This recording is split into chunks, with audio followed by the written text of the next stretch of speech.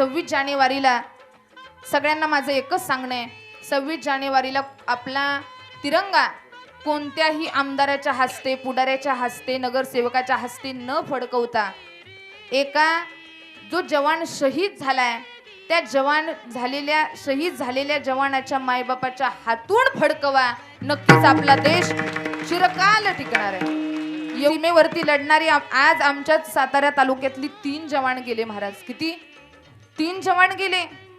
पण 3 जवान गेले याचं वाईट वाटलं, पण सातारा जिल्हा असा आहे की फौजींची फॅक्टरी आहे. 3 गेले 300 उभा केले. 300 भरती झाले महाराज.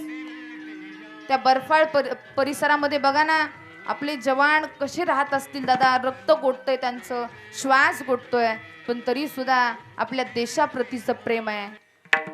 हर करम अपना करेंगे ए वतन तेरे लिए दिल दिया है